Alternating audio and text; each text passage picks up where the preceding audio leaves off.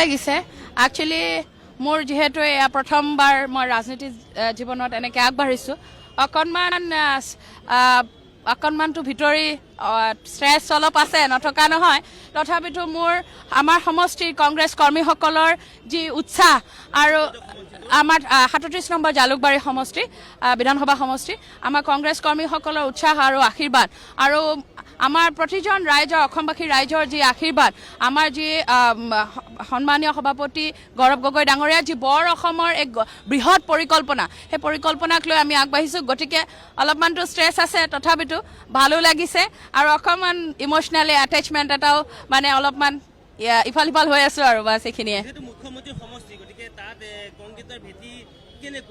বৰ্তমানটো কংগ্ৰেছৰ ভেটি যথেষ্ট শক্তিশালী আমাৰ বুথ পৰ্যায়লৈকে কেডাৰ হৈ গৈছে আমাৰ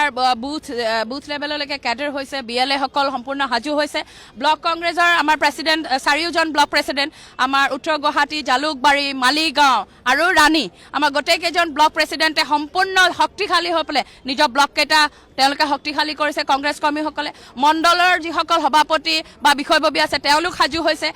বুথৰ সভাপতিসকল বুথৰ যিসকল বিষয়ববীয়া তেওঁলোক সাজু হৈছে গতিকে ময়ো তেওঁলোকক লৈ পেলাই আগবাঢ়িছোঁ আৰু আমাৰ জালুকবাৰী সমষ্টিৰ পৰা দলীয় হাইকমাণ্ডে আমাৰ কংগ্ৰেছ